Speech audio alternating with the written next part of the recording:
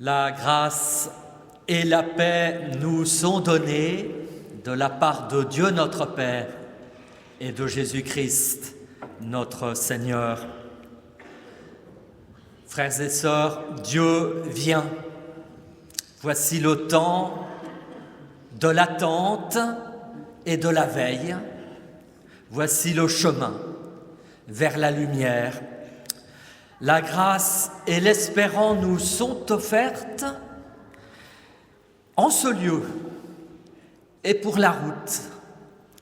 Dieu nous invite pour l'écoute et le partage. La parole et la lumière nourrissent notre attente et donnent sens à notre veille. C'est le premier dimanche de l'Avent. Et nous allumons la bougie de la couronne pour symboliser celui qui vient et qui a dit « Je suis la lumière du monde ». Et nous remercions bien sûr celle qui a décoré et fabriqué cette couronne, celles et ceux peut-être aussi, qui ont préparé pour nous cette couronne.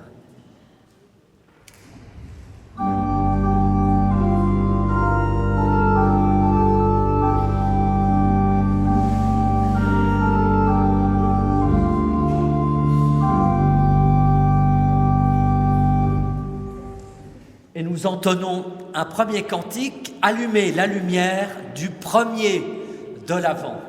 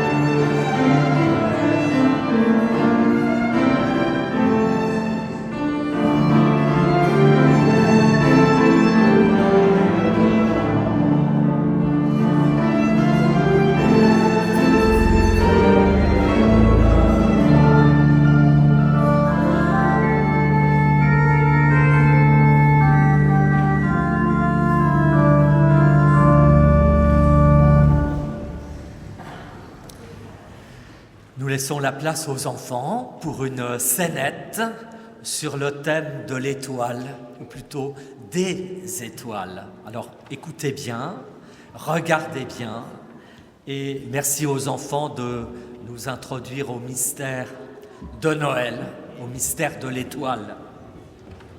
Voilà, c'est la nuit. Comme d'habitude, Dieu, le grand chef d'orchestre, se prépare à illuminer le ciel. Il vient jusqu'au bout du monde et il dit « Grand ours !» Et la grande ours se lève. Et Dieu voit que c'est très beau. Puis il dit « Petit ours !» Et la petite ours s'installe dans le ciel. Et Dieu voit que c'est très beau. Et Dieu dit Cassiopée. Et Cassiopée s'allume petit à petit. Et Dieu voit que c'est très beau. Et il dit Orion. Et Dieu voit que c'est très beau. Et il dit Étoile du berger.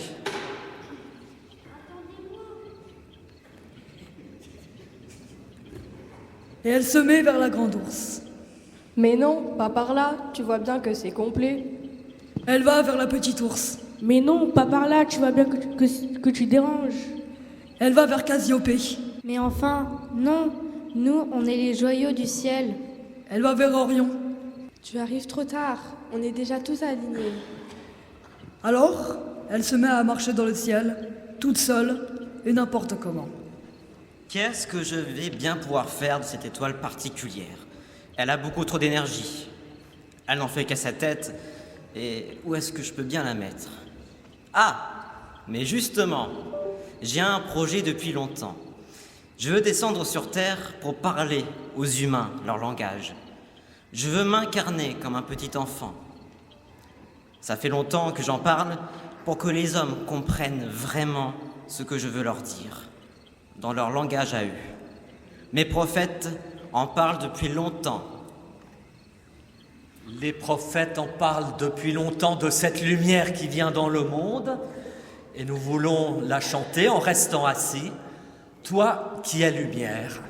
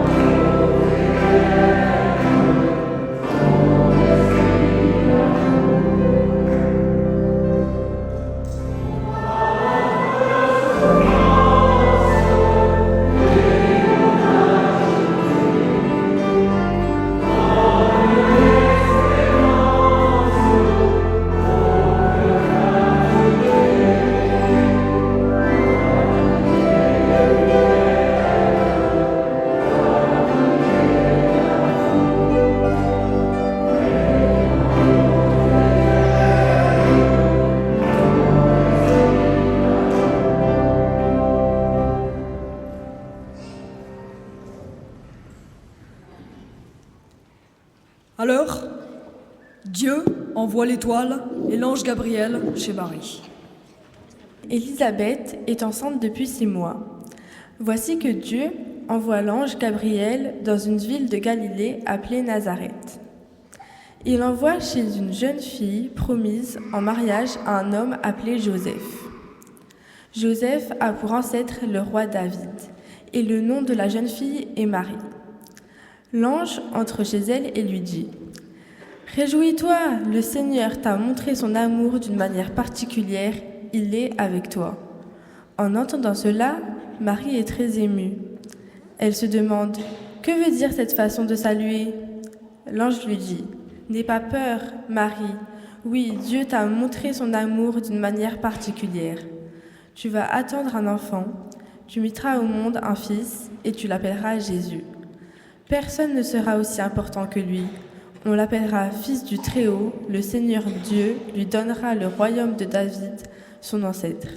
Il sera le roi du peuple d'Israël pour toujours, et son pouvoir ne finira jamais. » Marie dit à l'ange : « Comment cela va-t-il arriver ? En effet, je ne vis pas avec un homme. » L'ange lui répond : « L'Esprit Saint viendra sur toi, et la puissance du Très-Haut te couvrira comme l'ombre. C'est pourquoi l'enfant qui va naître sera saint, et on l'appellera Fils de Dieu. » Et à la suite de la petite jeune fille prénommée Marie, nous pouvons à notre tour chanter les louanges de Dieu et entonner un magnifique est le Seigneur. Et là, je vous invite à vous lever pour le chanter.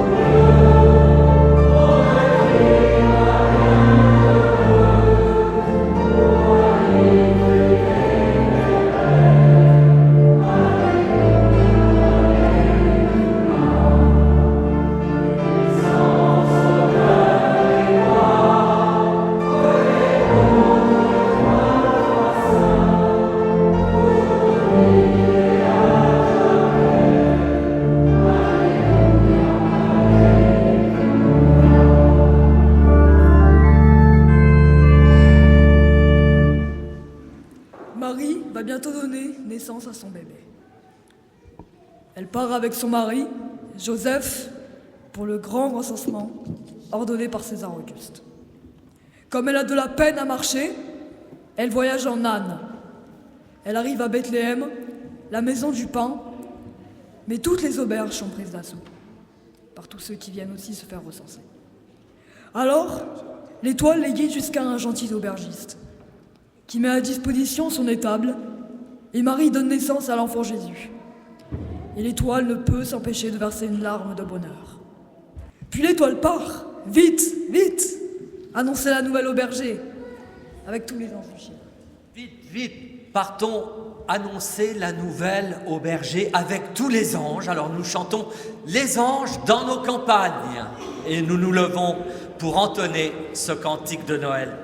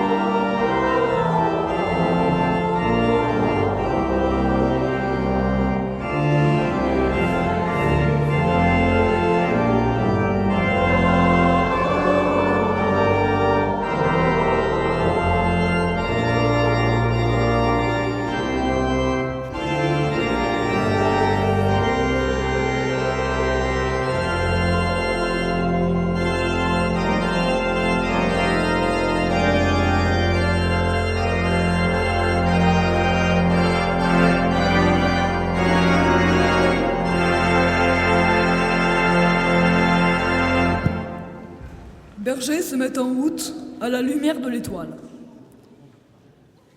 L'étoile s'arrête sur la crèche. Mais le travail de la petite étoile n'est pas fini. Il faut aller chercher les mages, tout là-bas, en Orient, dans le désert. Ça prend du temps. C'est grâce à elle qu'on a encore une fête, le 6 janvier. Les mages arrivent et offrent l'or, l'encens et la myrrhe. L'étoile a bien travaillé. Elle a tellement travaillé qu'elle a épuisé toute son énergie. Elle n'est plus aussi follette qu'avant. Dieu l'appelle seulement au mois de décembre, pour éclairer les rues de nos villages, pour briller au sommet de l'église, pour briller au sommet des sapins de Noël dans nos maisons, pour dire à tous que Jésus est la lumière du monde. Grâce à lui, la ténèbre n'est plus ténèbre. Même la nuit devient lumineuse. Dieu est devenu un petit enfant sur notre terre, pour montrer tout l'amour qu'il a pour chacun de nous. Et depuis, même le plus noir de notre vie peut se transformer grâce à la lumière de Dieu. Amen. Et nous chantons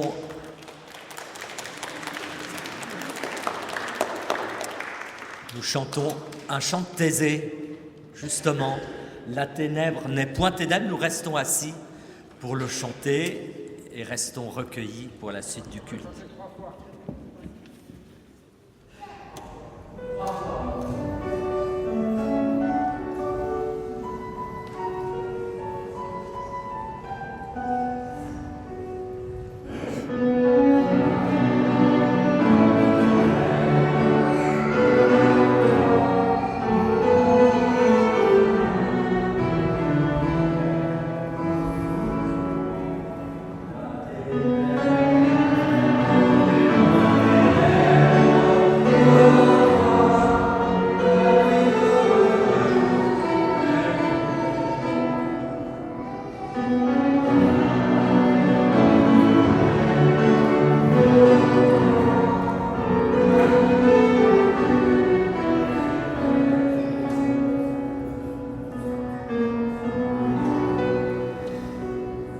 Il est bon de chanter un chant de Thésée, d'autant plus qu'aujourd'hui, elle nommait et accueillit liturgiquement le nouveau prieur de la communauté de Thésée, en Bourgogne, pour ceux qui connaissent.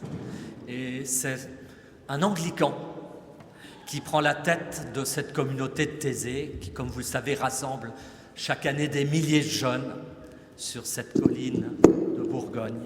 Alors, nous sommes en communion avec cette communauté de Thésée et avec son prieur, qui est un protestant.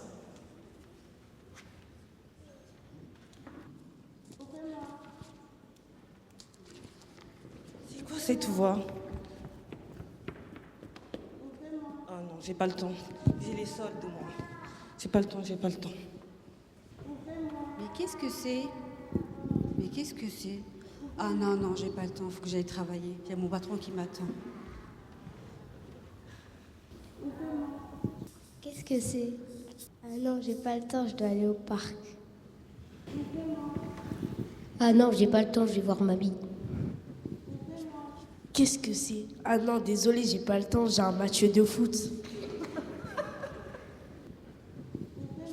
Qu'est-ce que c'est? Ah non, j'ai pas le temps, je dois aller chez le coiffeur.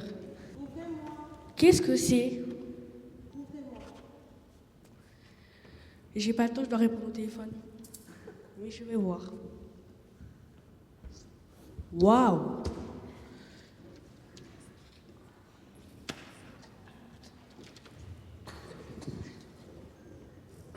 Nos plannings sont trop chargés. On est débordé par le quotidien. On n'a pas le temps pour Dieu. On n'a jamais le temps pour Dieu, sachant que c'est lui qui vous a tous donné. On n'a jamais le temps pour Dieu, sachant pourtant que c'est lui qui nous a tout donné. Alors, chers amis, cette vérité, c'est vrai, hein, c'est peut-être bon de se rappeler quelquefois qu'il est nécessaire dans notre vie trépidante, galopante, surtout pendant ce temps de l'Avent où on court un peu à travers les rues, à travers les magasins. Il est bon de prendre le temps, comme nous le faisons ce matin, pour nous poser, pour nous reposer dans la parole. Et je voudrais remercier les enfants de nous avoir entraînés dans le sillage d'une étoile, ou plutôt des étoiles. Parce que les enfants, vous ne le savez peut-être pas, mais dans la Bible, il n'y a pas seulement l'étoile qui a conduit les mages jusqu'à Bethléem, mais il y a plein d'étoiles.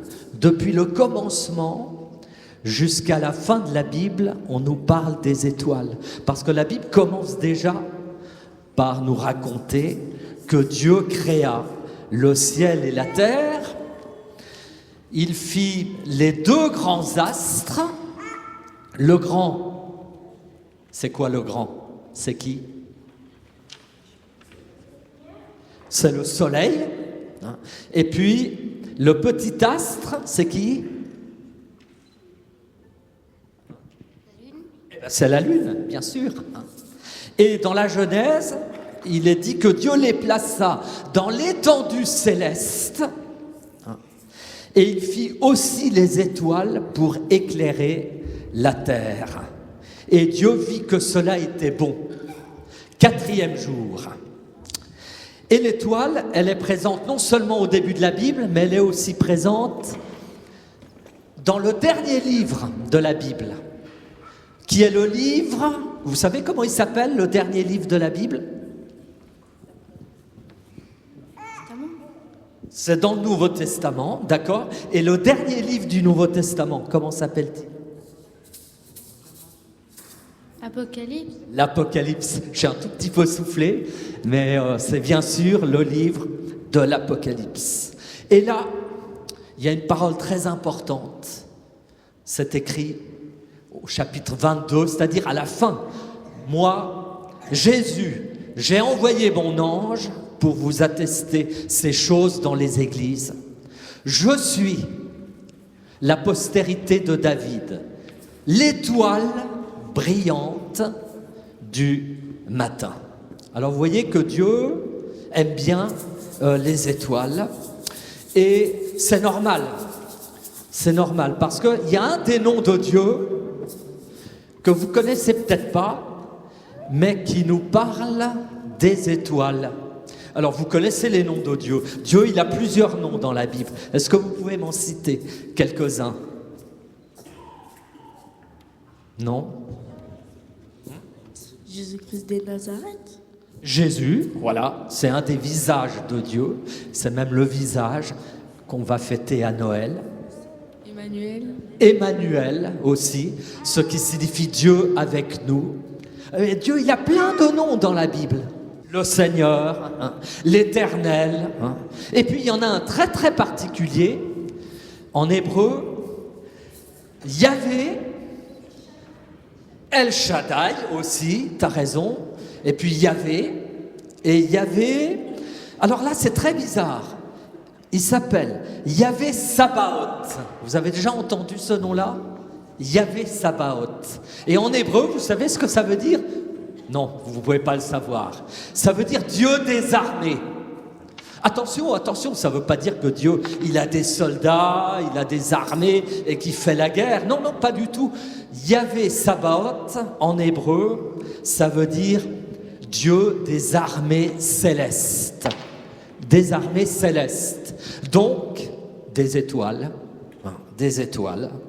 Et on imaginait en effet qu'à l'époque, Dieu dans le ciel, quand on regardait le ciel, eh bien on voyait toutes les étoiles et on se disait que Dieu, il était dans le ciel, comme tout plein de petits points de lumière, comme tout plein d'étoiles entourant Dieu. Dieu des armées, Yahvé Sabaoth, parce qu'en disant cela, eh bien on dit que Dieu est le Dieu de l'univers et qu'il est quelque part un peu partout. Il a une puissance dans le monde, ça vous ne le savez pas toujours, on l'oublie, il a une puissance de vie.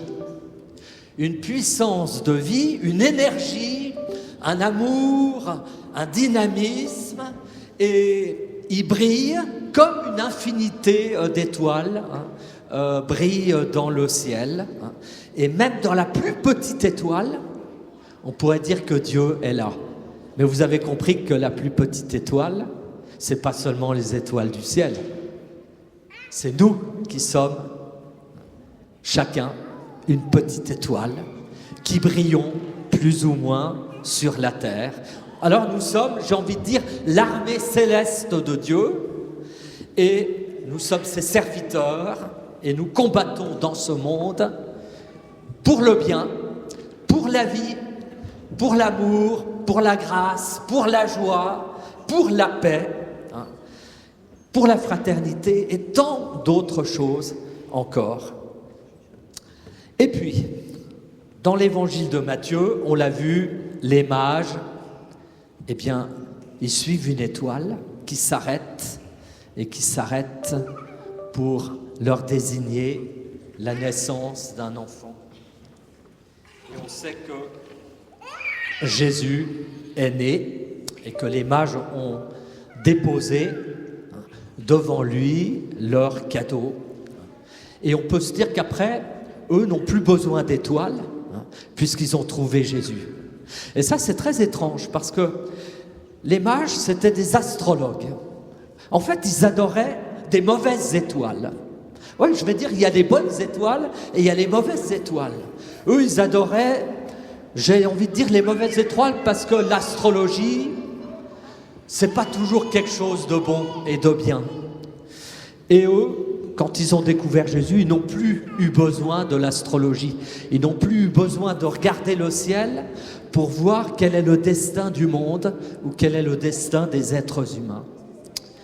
Et ça leur a suffi qu'ils trouvent Jésus, car ils ont vu en lui cette lumière qui se lève sur l'histoire du monde et sur notre propre histoire. Alors les enfants, gardez bien toutes ces étoiles brillantes dans votre cœur, transformez-vous en étoiles, et puis peut-être qu'on peut déjà se souhaiter, non pas un bon Noël, parce qu'on n'y est pas encore, et on se reverra, mais un bon temps de l'Avent qui nous prépare à fêter la naissance de celui dont le livre de l'Apocalypse dit qu'il est la brillante étoile du matin. Amen.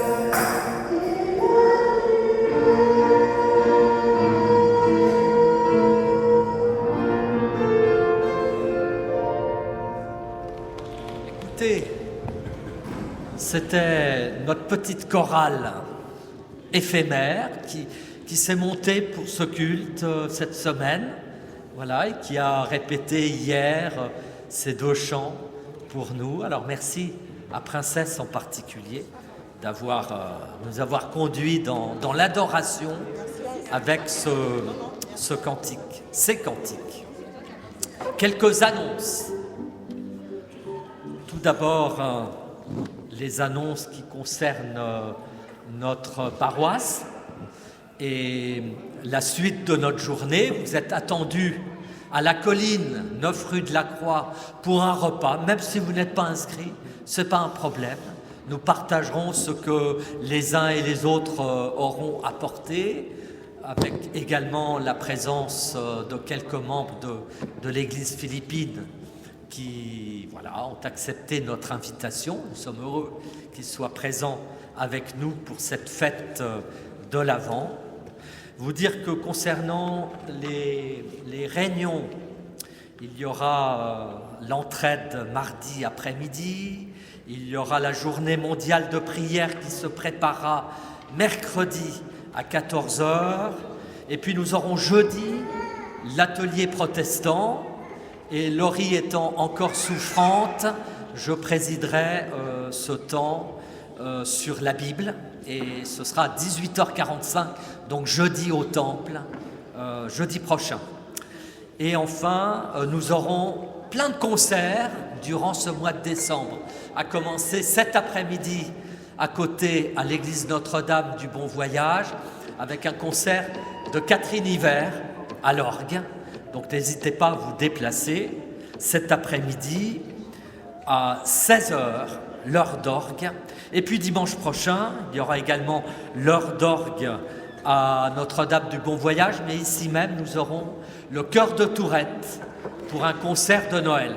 Et puis le dimanche 17 décembre, nous aurons également, en fin d'après-midi ici, un concert de Noël avec Tamara et School et d'autres solistes. Enfin, sachez que si vous n'êtes pas membre de l'Église protestante unie de Cannes, vous pouvez devenir membre. Il suffit, si vous le souhaitez, de remplir la feuille pour devenir membre qui se trouve sur la porte, sur la table dans l'entrée du temple. C'est important, avant le 31 décembre, que vous remplissiez cette fiche et que vous la retourniez ou au pasteur ou au président du conseil, ou dimanche prochain, signé. Vous serez ainsi membre de l'association cultuelle de l'Église protestante unie de Cannes. Quel avantage cela vous donne-t-il? Aucun avantage, sinon de participer à l'Assemblée générale et d'être considéré comme un membre vraiment de notre communauté. Et c'est important que nous soyons nombreux à le devenir. Et puis, avant l'offrande, vous dire deux nouvelles, ou plutôt des nouvelles des finances de notre Église, mais ça c'est plutôt notre trésorier qui en parlera peut-être à la fin du repas. Mais soyez généreux, là aussi avant le 31 décembre, pour que nous puissions boucler le budget. Rappelez-vous, et vous le savez sans doute, l'Église ne vit que grâce à vos dons. C'est grâce à vous. C'est vous qui faites vivre l'Église et qui vous permettez que notre communauté témoigne ici dans la ville de Cannes.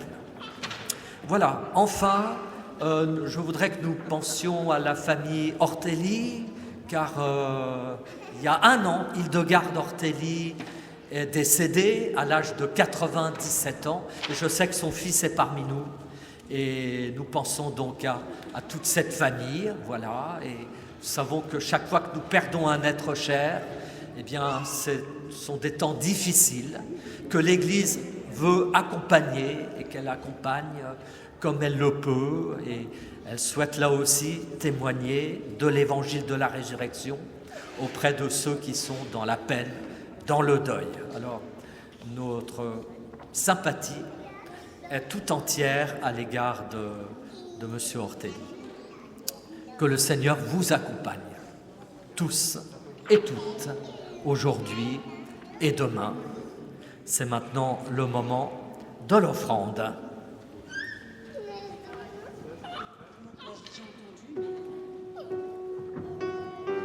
De tout cœur, les merveilleux de mon papa Yahweh, il m'a ôté des ténèbres, il m'a délivré de tout péché. Je chanterai de tout cœur les merveilleux de mon papa Yahweh. Il m'a ôté des ténèbres, il m'a délivré de tout péché. Mon papa est fidèle, il ne m'abandonne jamais. Je n'ai plus rien à craindre, car Yahweh m'a libéré. Continue ma joie, une joie immense. Je suis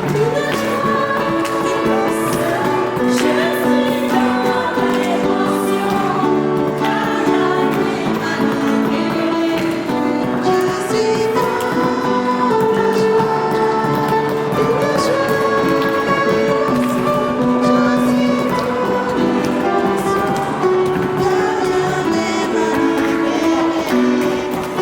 Mon papa de tout cœur, les merveilleux de mon papa Yahweh.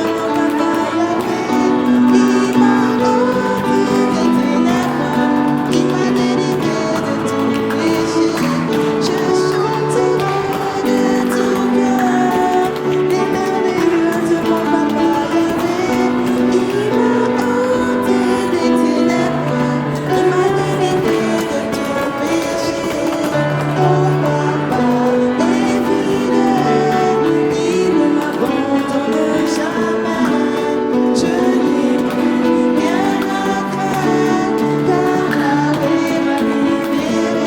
jamais. Je n'ai plus rien à craindre, car Yahweh m'a libéré. Je suis dans la joie, une joie immense. Je suis dans l'émotion, car Yahweh m'a libéré. Je suis dans la joie,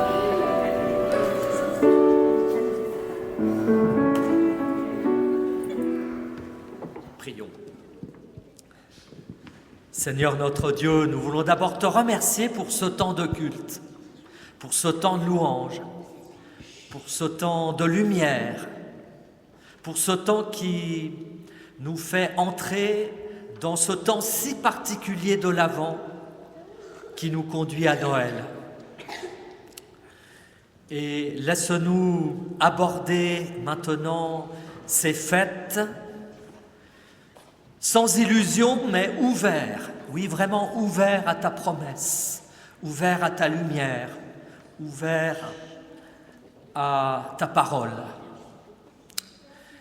Et te priant de nous accorder ce discernement si nécessaire à tous les êtres humains, nous voulons maintenant intercéder auprès de toi pour tous ceux qui nous sont chers, qu'ils soient auprès comme au loin. Nous te prions pour nos familles, d'abord, et nous te les remettons.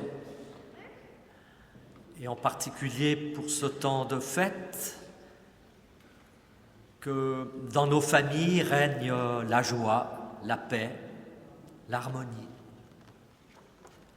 Nous te prions aussi tout particulièrement pour les gens pour qui Noël n'est pas une fête, pour les affligés, pour les désemparés, les égarés, dans notre ville, mais pas seulement ici à Cannes, aussi dans notre pays et dans tous les pays, en particulier là où il y a la guerre, là où il y a la division, là où il y a la violence. Et puis nous voulons dans notre prière aussi te remettre nos autorités, nos nos politiciens, les journalistes et tous ceux qui ont une responsabilité dans les médias, dans l'ordre de ce monde.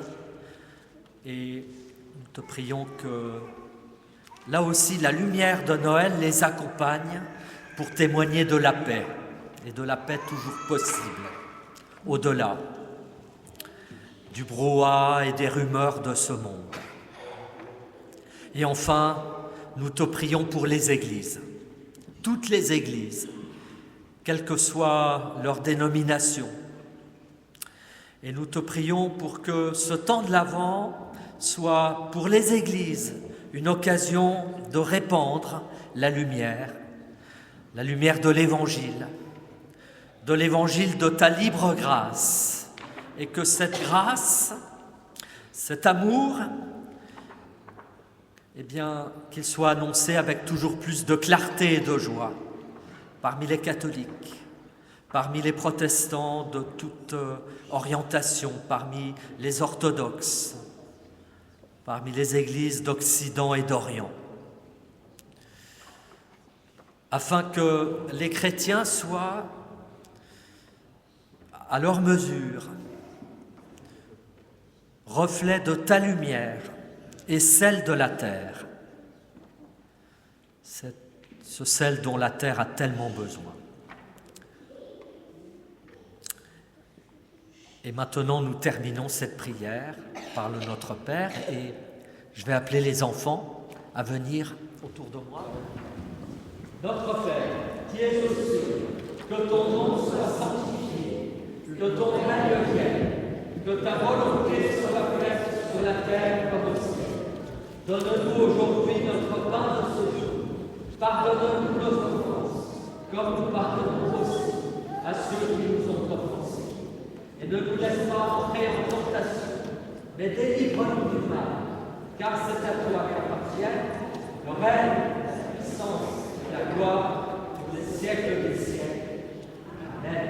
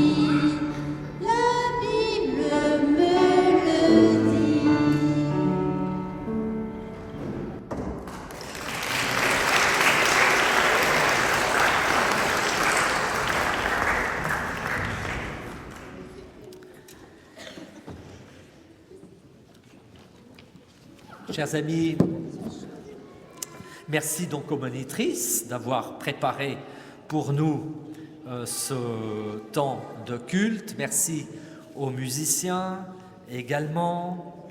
Et nous terminons par la bénédiction. Et je vous invite à vous lever, après quoi nous chanterons un dernier cantique. Frères et sœurs, poursuivez maintenant votre chemin dans le Christ Jésus, l'enfant de Bethléem. Poursuivez votre route, soyez enracinés en lui, dans sa parole, et que le Dieu qui est Père, Fils et Saint-Esprit vous bénisse. Oui, que Dieu, le Dieu de la paix, vous accorde sa paix pour aujourd'hui, pour demain et pour l'éternité.